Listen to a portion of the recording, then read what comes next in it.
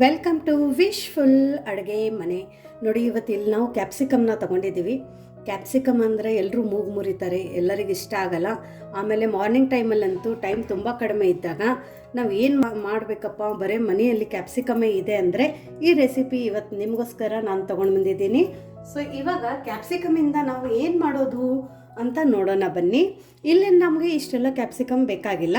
ಇಲ್ಲಿ ನಾನು ಬರೀ ಎರಡು ಕ್ಯಾಪ್ಸಿಕಮ್ನ ಉಪಯೋಗಿಸಿ ಇವತ್ತಿಂದ ಈ ರೆಸಿಪಿನ ಮಾಡ್ತಾ ಇದ್ದೀನಿ. ಸೊ ನೋಡಿ, ಇಲ್ಲಿ ಕ್ಯಾಪ್ಸಿಕಮ್ನ ನಾನು ತೊಳೆದ್ಬಿಟ್ಟು ತೊಗೊಂಡಿದ್ದೀನಿ. ಕ್ಯಾಪ್ಸಿಕಮ್ನ ಈ ಥರ ನಾವು ಕಟ್ ಮಾಡ್ಕೊಳ್ಳೋಣ. ಒಳಗಡೆದು ಬೀಜ ಎಲ್ಲನೂ ನಾವು ತಗೊಂಡು ಬಿಡಬೇಕು. ಬೀಜ ಅದೆಲ್ಲ ನಮ್ಗೆ ಬೇಕಾಗಿಲ್ಲ, ಯಾಕಂದರೆ ಮಕ್ಕಳು ತಿನ್ನಬೇಕಾದ್ರೆ ಬಾಯಿಯಲ್ಲಿ ಸೀಡ್ ಬಂದರೆ ಅವ್ರು ತಿನ್ನಲ್ಲ. ಇವತ್ತಿಂದ ಈ ರೆಸಿಪಿ ನಿಮಗೆ ದೋಸೆ, ಇಡ್ಲಿ, ಚಪಾತಿ, ಅನ್ನ ಎಲ್ಲದಕ್ಕೂ ಆಗುತ್ತೆ. All in one recipe. ಮತ್ತು ಯೂಶ್ವಲಿ ಕ್ಯಾಪ್ಸಿಕಮಿಂದ ನಾವು ತುಂಬ ಚಿತ್ರಾನ್ನ ಮಾಡ್ತೀವಿ, ಆಮೇಲೆ ಏನೋ ಒಂದು ಗೊಜ್ಜು ಥರ ಮಾಡ್ತೀವಿ. ಬಟ್ ಇವತ್ತು ನಾವು ಅದೇ ಥರನೇ ಒಂದು ರೆಸಿಪಿನ ಮಾಡ್ತಾಯಿದ್ದೀವಿ. ತುಂಬ ಡಿಫ್ರೆಂಟು, ತುಂಬ ಯುನೀಕು. ಒಂದು ಸರ್ತಿ ಮಕ್ಕಳು ತಿಂದರೆ ಡೈಲಿ ಕೇಳ್ತಾರೆ ಈ ರೆಸಿಪಿ. ಕ್ಯಾಪ್ಸಿಕಮ್ ನೋಡಿದರೆ ಇದನ್ನೇ ಮಾಡುವಂತಾರೆ. ಸೊ ನೋಡಿ, ಇವಾಗ ಕ್ಯಾಪ್ಸಿಕಮ್ನ ನಾವು ಈ ಥರ ಸ್ವಲ್ಪ ದಪ್ಪದಾಗಿ ಕಟ್ ಮಾಡ್ಕೋಬೇಕು. ನೋಡಿ, ಈ ಥರ ನಾವು ಕ್ಯಾಪ್ಸಿಕಮ್ನ ಕಟ್ ಮಾಡ್ಕೊಂಡು ಬರೋಣ. ನೋಡಿ, ಇಲ್ಲಿ ಕ್ಯಾಪ್ಸಿಕಮ್ನ ಈ ಥರ ಕಟ್ ಮಾಡ್ಕೊಂಡು ಬಂದಿರೋದು. ಇವಾಗ ಈ ಕ್ಯಾಪ್ಸಿಕಮ್ನ ಒಂದು ಪ್ಲೇಟಿಗೆ ಹಾಕ್ಕೊಂಡು ನಾವು ಪಕ್ಕಕ್ಕೆ ಎತ್ಕೊಂಡು ಇಟ್ಕೊಳ್ಳೋಣ. ಒಂದೊಂದು ಸರ್ತಿ ಹೇಗಾಗುತ್ತಂದರೆ, ಮನೆಯಲ್ಲಿ ಬೆಳಗ್ಗೆ ಅವಸರದಲ್ಲಿ ಅಥವಾ ಸಡನ್ನಾಗಿ ಮನೆಗೆ ಯಾರಾದರೂ ಬರ್ತಾರೆ ಅಂದರೆ ತರಕಾರಿ ಕಟ್ ಮಾಡೋಷ್ಟು ನಮ್ಗೆ ಟೈಮ್ ಇರಲ್ಲ. ಆ ಟೈಮಲ್ಲಿ ಈ ಥರ ಒಂದು ದಿಢೀರಂಥ ರೆಸಿಪಿನ ನೀವು ಮಾಡ್ಕೋಬೋದು. ಸೊ ಇವಾಗ ನೋಡಿ, ಇದನ್ನು ಕ್ಯಾಪ್ಸಿಕಮ್ನ ನಾವು ಪಕ್ಕಕ್ಕೆ ಇಟ್ಕೊಂಡು ನೆಕ್ಸ್ಟ್ ಏನು ಮಾಡೋದು ಅಂತ ನೋಡೋಣ. ನೋಡಿ, ಇವಾಗ ಇಲ್ಲಿ ಪ್ಯಾನನ್ನು ಬಿಸಿ ಮಾಡ್ಕೊಳಕ್ಕೆ ಇಟ್ಕೊಂಡಿರೋದು ಹೈ ಫ್ಲೇಮಲ್ಲಿ. ಇವಾಗ ನಾವು ಕಟ್ ಮಾಡ್ಕೊಂಡಿರೋಂಥ ಕ್ಯಾಪ್ಸಿಕಮ್ನ ಹಾಕ್ಕೊಳ್ಳೋಣ. ಹಾಕ್ಕೊಂಡ್ಬಿಟ್ಟು ಇದ್ರ ಮೇಲ್ಗಡೆ ಒಂದು ಸ್ವಲ್ಪ ಎಣ್ಣೆನ ಹಾಕ್ಕೊಳ್ಳೋಣ.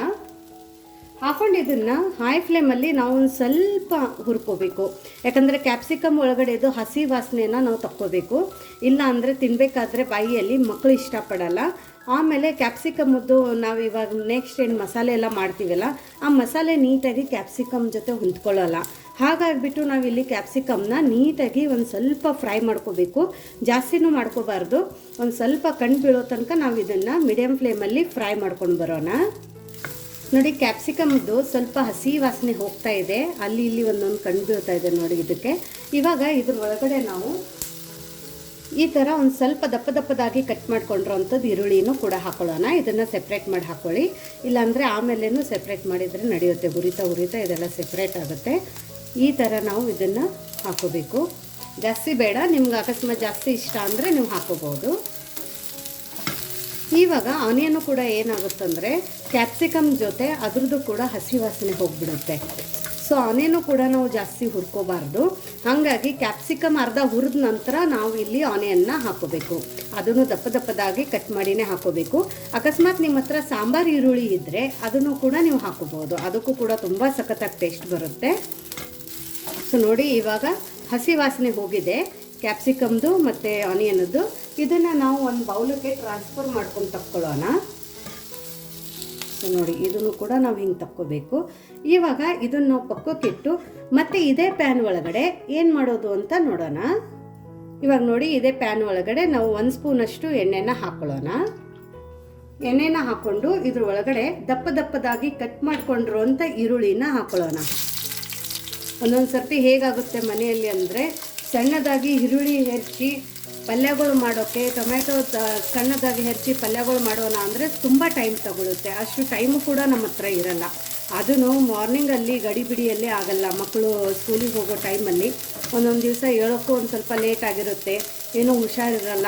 ಆ ಟೈಮಲ್ಲಿ ಏನೂ ಮಾಡೋಕ್ಕೆ ಮನಸ್ಸಿರಲ್ಲ. ಆ ಟೈಮಲ್ಲಿ ಕೂಡ ನೀವು ಈ ಥರ ಒಂದು ದಿಢೀರಂಥ ರೆಸಿಪಿನ ಮಾಡ್ಕೋಬೋದು. ಕ್ಯಾಪ್ಸಿಕಮಿಂದ ತುಂಬ ಸಖತ್ತಾಗಿ ಒಂದು ರೆಸಿಪಿ ಕೂಡ ಆಗುತ್ತೆ.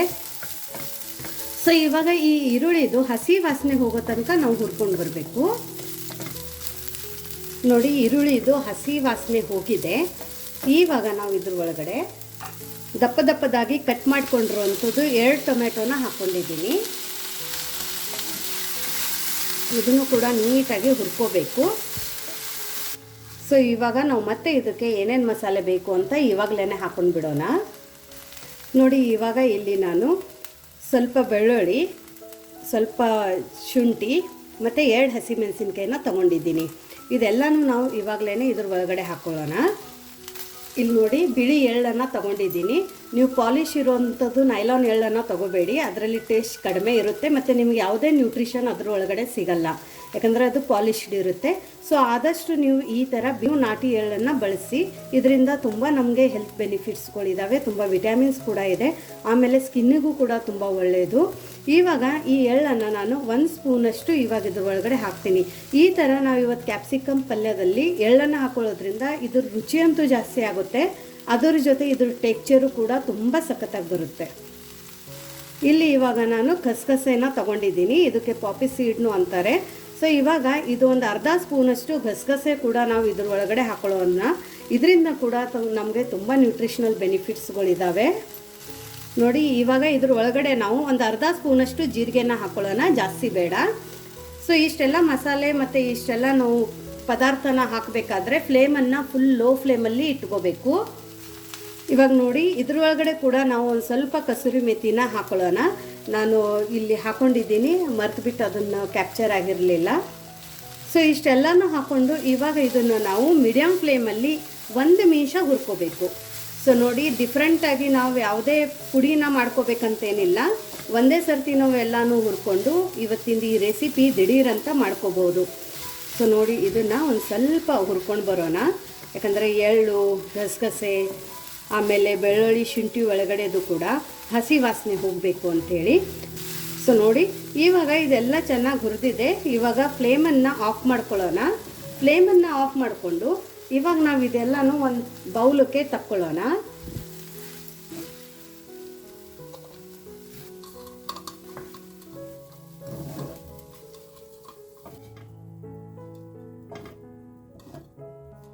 ಸೊ ನೋಡಿ ಇದೆಲ್ಲ ಇವಾಗ ನಾವು ಒಂದು ಬೌಲಿಗೆ ತಕ್ಕೊಂಡಿದ್ದೀನಿ. ನೆಕ್ಸ್ಟ್ ಏನು ಮಾಡೋದು ಅಂತ ನೋಡೋಣ ಬನ್ನಿ.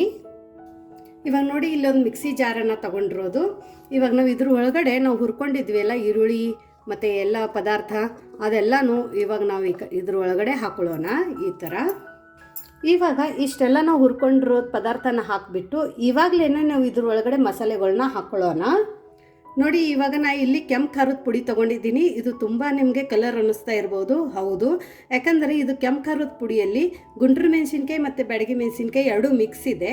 ಹಾಗಾಗಿ ಇದು ಖಾರನೂ ಇದೆ, ಅದರ ಜೊತೆ ಕಲರು ಕೂಡ ಇದೆ. ಹಾಗಾಗಿ ನಾನು ಇಲ್ಲಿ ಬರೀ ಅರ್ಧ ಸ್ಪೂನಷ್ಟು ಇಲ್ಲಿ ಕೆಂಪು ಖಾರದ ಪುಡಿನ ಹಾಕೋತಾ ಇದ್ದೀನಿ, ಯಾಕಂದರೆ ಇದ್ರ ಒಳಗಡೆ ನಾವು 2 ಹಸಿಮೆಣಸಿನ್ಕಾಯಿ ಕೂಡ ಹಾಕ್ಕೊಂಡಿದ್ದೀವಿ. ಸೊ ನಿಮಗೆ ಖಾರದ ತಕ್ಕಂಗೆ ಇಲ್ಲಿ ನೀವು ಕೆಂಪು ಖಾರದ ಪುಡಿನ ಹಾಕೋಬಹುದು. ಇವಾಗ ಅದ್ರ ಒಳಗಡೆನೆ 1/4 ಸ್ಪೂನಷ್ಟು ನಾವು ಅರಿಶಿಣದ ಪುಡಿನ ಹಾಕೊಳ್ಳೋಣ. ಒಂದು ಅರ್ಧ ಸ್ಪೂನಷ್ಟು ಧನಿಯಾ ಪೌಡರನ್ನು ಹಾಕೊಳ್ಳೋಣ. ಧನಿಯಾ ಪೌಡರ್ ನಿಮ್ಮ ಹತ್ರ ಇಲ್ಲ ಅಂದರೆ ಹುರಿಬೇಕಾದ್ರೆ ನೀವು ಧನಿಯಾ ಬೀಜ ಕೂಡ ಹಾಕೋಬಹುದು. ಇವಾಗ ನಾವು ಇಷ್ಟೆಲ್ಲ ಹಾಕ್ಕೊಂಡಿವಲ್ಲ, ಇದ್ರ ಒಳಗಡೆ ನೀರು ಹಾಕದೇನೆ ನಾವು ಇದನ್ನು ಫೈನಾಗಿ ಪೇಸ್ಟ್ ಮಾಡ್ಕೊಂಡು ಬರಬೇಕು. ನೀರು ಹಾಕೂಡ್ದು, ನೀರು ಹಾಕೋಬೇಡಿ, ಇಲ್ಲ ಅಂದರೆ ನಾವು ಇದ್ರದ್ದು ಒಗ್ಗರಣೆ ಹಾಕಬೇಕಾದ್ರೆ ಅದೆಲ್ಲ ಕಡೆ ಸಿಡಿಯುತ್ತೆ. ಅದು ಒಂದು ಮೇನ್ ಟ್ರಿಕ್ ಇದೆ.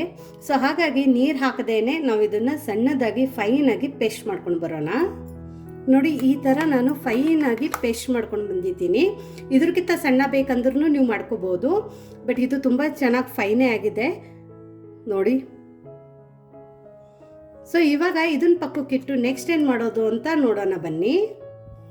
ನೋಡಿ ಇವಾಗ ಮತ್ತೆ ಅದೇ ಪ್ಯಾನ್ ಒಳಗಡೆ ಇವಾಗ ನಾವು ಒಂದು ಸ್ವಲ್ಪ ಎಣ್ಣೆನ ಹಾಕೊಳ್ಳೋಣ. 1 ಸ್ಪೂನಷ್ಟು ಎಣ್ಣೆ ಹಾಕೊಳ್ಳಿ ಸಾಕು.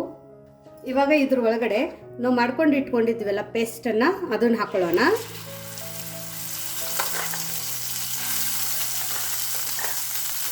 ಫ್ಲೇಮನ್ನು ಮಾತ್ರ ಲೋ ಫ್ಲೇಮಲ್ಲಿ ಇಟ್ಕೊಳ್ಳಿ. ನೋಡಿ ಫ್ಲೇಮನ್ನು ಇವಾಗ ಮೀಡಿಯಮ್ ಫ್ಲೇಮಲ್ಲಿ ಇಟ್ಕೊಂಡು ಇದು 1 ನಿಮಿಷ ನಾವು ಈ ಥರ ಎಣ್ಣೆಯಲ್ಲಿ ಹುರ್ಕೊಳ್ಳೋಣ. ಆಲ್ರೆಡಿ ನಾವೆಲ್ಲ ಮಸಾಲೆ ಹುರ್ಕೊಂಡೇ ಆಮೇಲೆ ಮಿಕ್ಸಿಗೆ ಹಾಕಿದ್ದೀವಿ, ಹಾಗಾಗಿ ಇದು ಇವಾಗ ಜಾಸ್ತಿ ಟೈಮ್ ತಗೊಳ್ಳಲ್ಲ. ಜಸ್ಟ್ ಎಣ್ಣೆಯಲ್ಲಿ ಒಂದು ಸರ್ತಿ ನಾವು ಈ ಥರ ಮಿಕ್ಸ್ ಮಾಡ್ಕೊಳ್ಳೋಣ. ಈ ಥರ ಮಿಕ್ಸ್ ಮಾಡಿಕೊಂಡು ಇವಾಗ ಇದ್ರ ಒಳಗಡೆ ಅದೇ ಮಿಕ್ಸಿ ಜಾರಕ್ಕೆ ಒಂದು ಸ್ವಲ್ಪ ನೀರನ್ನು ಹಾಕೋತಾ ಇದ್ದೀನಿ.